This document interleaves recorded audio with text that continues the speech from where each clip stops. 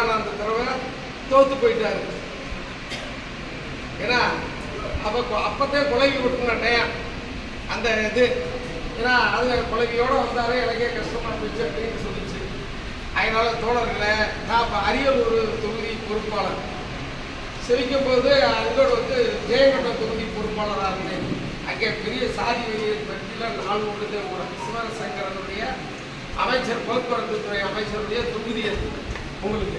இப்போ அது ஜெயங்கொண்டம் தொகுதியை 2-3 பிரிச்சுட்டாங்க தோழர்களே. இதில் என்ன உங்களுக்கு நான் சொல்ல வேண்டிய கருத்துன்னா, நீங்கள் பூரண மதுவிலக்கு கொள்கையை நாம் கொண்டு வர வேண்டும் என்றால் பெண்களை ஏன் அணிதிரட்டுறோம்டா, அதில் பெண்கள் ஆண்களை கட்டுப்படுத்துகிற இது அதுதான். அவங்க தான் அல்லோலப்படுறாங்க. ஆண்கள் குடிச்சுட்டு ஏனா தானாண்டு அவன் குடும்பத்தை பற்றி நினைக்காம ரொம்ப ஊதாரித்தனமாக செலவு செய்வதோடு பெண்களுக்கே மதுவை ஒழிக்கணும். பெருவாரியாக பெண்கள் குடிபோதைக்கு அடிமையாகாதவர்கள், ஆண்கள் அதற்கு அடிமையாகிறார்கள்.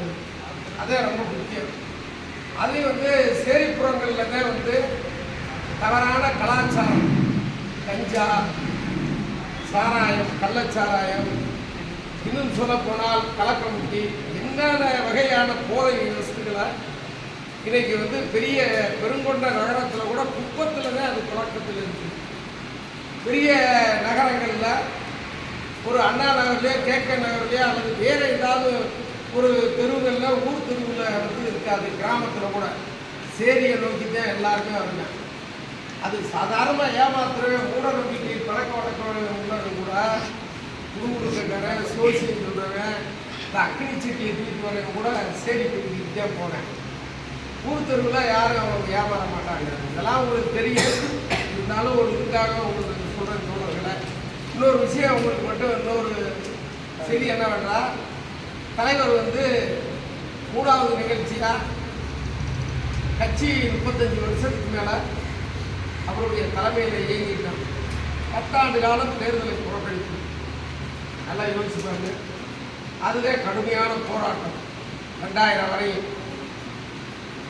99லேருந்து உங்களுக்கு 89லேருந்து 99 வரையும் கடுமையான போராட்டமாக இருந்திருக்கு. அதில் தான் ரயில் மறியல் நடந்திருக்கேன். அதில் தான் மேலே உணவு, பாப்பா வட்டி, கீழ்பெட்டி, இது அதில் தான் குத்தகை உரிமைக்காக சட்டப்பட்டி விஷயம், விமான மறியல், பெருமுனை போராட்டம், அது பயங்கரமாக நடந்திருக்கு. நீங்கள் அதில் எடுத்து பார்த்தீங்கன்னா கட்சியே ஒரு பெரிய போராட்ட களம்.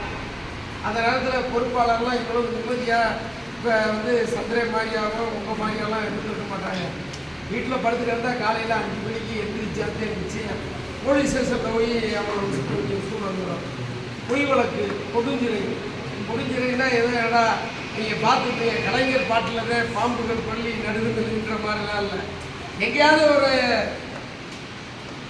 பெரிய ஜெயிலில் இடம் இல்லைன்னு அதுக்குள்ளே பாத்ரூம் கொடுக்கணும், அதுக்குள்ளே படுக்கணும், அதுக்குள்ளே தண்ணி குடிக்கணும், அதுக்குள்ளே எல்லா வேலையும் பண்ணுறா. ஒரு தனிமை சிறையிலாம் இருந்திருக்காங்க நம்ம தோழர்கள்.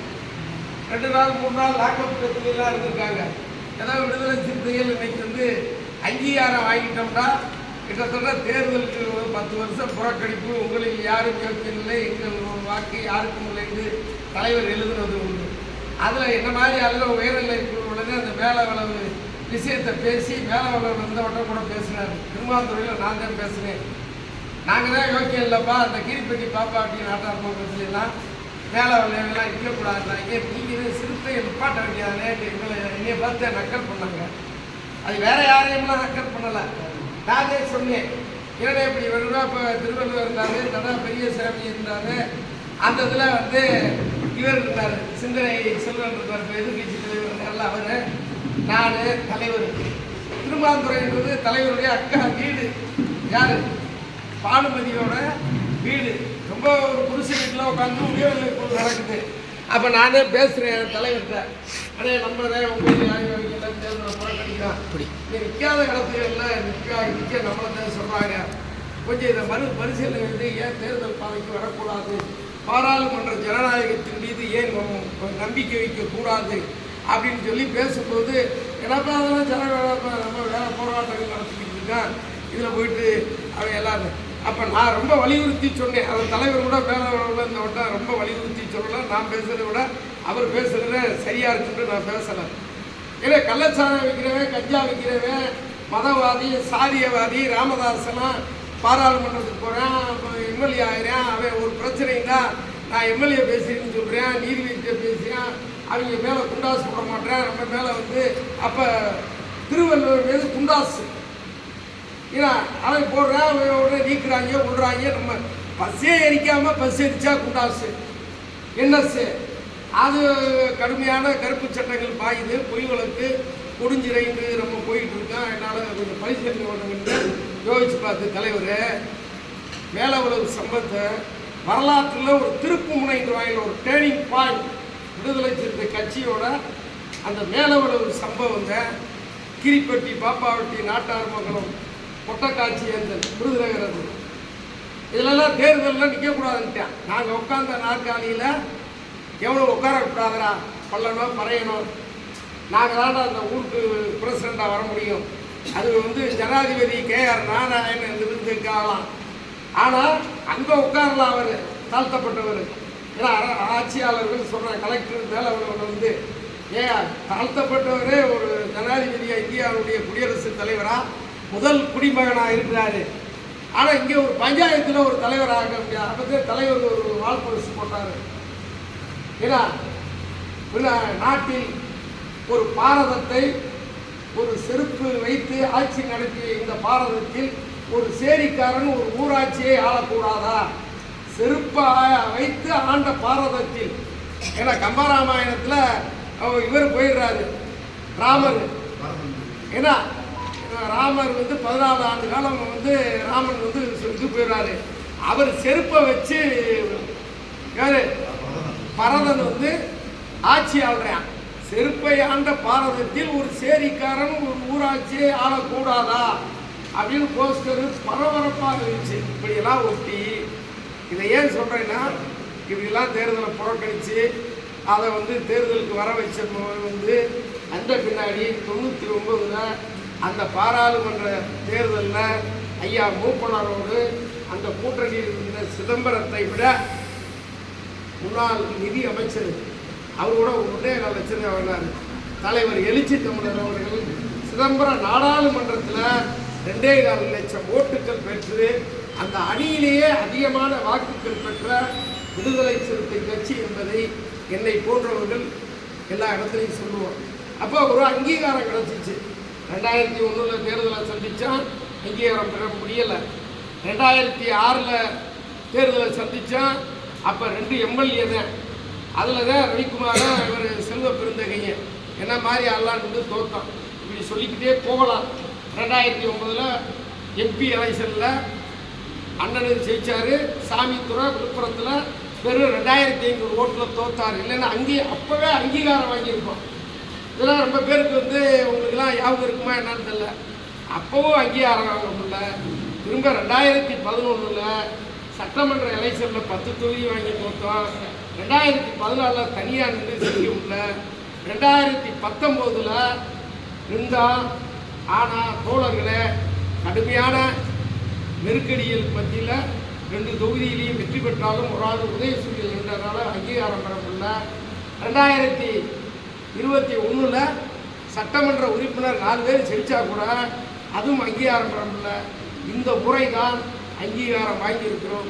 அதையும் நாம் எழுச்சியோடு தலைவர் அவர்களுக்கு நன்றி சொல்லுகிற விதமாக மிக்க மகிழ்ச்சியோடு தமிழக அரசியலிலேயே அகில இந்திய அரசியலில் நாம் ஒரு மைல்கல்லை விட பல மடங்கு ஒரு தலித் கட்சி அது தலைவர் தலைமையில் ஒரு அங்கீகாரம் பெற்றிருக்கிறோம், தேர்தல் அங்கீகாரம்.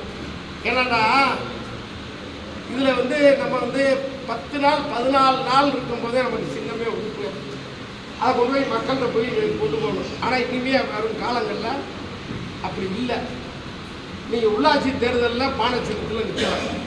தலைவரை தவிர்த்துட்டு ஒன்றிய கவுன்சிலருக்கு நீங்கள் அட்வான்ஸாகவே எழுதி போட்டுடலாம். நமக்கு நிற்கிறா இருந்தால் மாவட்ட கவுன்சிலுக்கு நிற்கலாம், பேரூராட்சி நகராட்சியில் நிற்கலாம், மாநகராட்சியில் நிற்கலாம். நம்ம சொந்த சின்னத்தில் நம்ம கேட்கும்போது முன்னாடியே நம்ம எழுதி போட்டுடலாம், நம்ம ஒதுக்கிட்டாங்கடா நம்ம கூட்டணி கட்சியை எம்எல்ஏவே எம்பிக்கு நிற்கலாம்.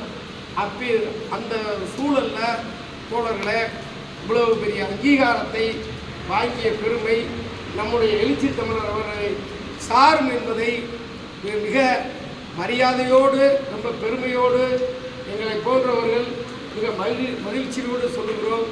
ஏனென்றால் தோழர்களே, பல இன்னல்களுக்கு இடையூறுகளுக்கு மத்தியில் நெருப்பாற்றில் நீந்தியதைப் போல பல நெருக்கடிகளுக்கு மத்தியில் அந்த அங்கீகாரம் வாங்கியிருக்கோம். தேர்தலில் யார் வேணாலும் ஜெயிக்கலாம், போகலாம், வரலாம். ஆனால் அந்த டைம் இருக்கு பாருங்க, அந்த யுத்தியை கையாளுற பாருங்க, அதனுடைய நிகழ்ச்சி தான் நம்முடைய இந்த 2 தொகுதியும் வெற்றி பெற்றது. எல்லாரும் சொன்னாங்க ஏடா விடுதலை சிறுத்தைகள் அந்த கூட்டணியிலேயே எனக்கு முன்னாடி பேசிய தோழர்கள் சொன்னது போல திமுகவுக்கு அடுத்து அதில் இருக்கிற கூட்டணியை பார்த்தீங்கன்னா காங்கிரஸ், கம்யூனிஸ்ட், மதிமுக இந்த கட்சிகளுக்கெல்லாம் பெரிய அளவில் ஓட்டு இல்லை அப்படின்னு நான் கருதுறேன். ஆனால் விடுதலை சிறுத்தைகள் தான் இன்னைக்கு வந்து பெரிய கட்சி. நான் சொல்லலை, நான் விக்கிரவாண்டி தொகுதியே பார்த்து விழுப்புரத்தில் பொன்முடி பேசுறாரு, இது சாதி கட்சி இல்லை, ஆள் ஒரு சானவாசு ஒரு எம்எல்ஏ. ஏன்னா எஸ்எஸ் அவர் பாலாஜி ஒரு வன்னியர். ஆனால் யாரோ ஒருத்தர் சொல்கிறேன் இது பானை சின்னம் வந்து தாழ்த்தப்பட்டவர்கள், அதுலேயும் வந்து ரவிக்குமார் வந்து சேரிக்காரர் வன்னியர் தெருவில் பேசிக்கிட்டு இருக்காங்க அப்படின்னு. அதெல்லாம் இல்லை, இன்னைக்கு எல்லா பேரும் விடுதலை சிறுத்தை கட்சியில் இருக்கிறாங்க அப்படின்னு சொல்லி தோழர்களை மிக பெருமையோடு விழுப்புரம் அந்த நிறைவு விழாவில் தேர்தல் பிரச்சார நிறைவு விழாவில் பொன்முடி உயர்கல்வித்துறை அமைச்சர் பேசுகிறார். இதுதான் நமக்கு பெரிய அங்கீகாரம். தேர்தல் அங்கீகாரத்தை விட இந்த அங்கீகாரம் பெரிய அங்கீகாரம். நல்லா யோசிச்சு பாருங்க. இன்னொரு செய்தி என்னன்னா, நான் உங்கள்கிட்ட வந்து சொல்றதுக்கு ரொம்ப பெருமையோடு சொல்றேன்னா, நீங்கள்லாம் வந்து இந்த கட்சியோட முன்னணி பொறுப்பாளர்கள். 10 மணிக்குன்னு செயற்குழு சொல்றாரு, 12 மணி வரை நிறைய பொறுப்பாளர் வரல. அதுலேயும் முன்னணி பொறுப்பாளர் இன்னும் நிறைய பேர் வரல. இவர் அறிமுகப்படுத்தணும்னு எல்லாரையும் சொல்றாங்க.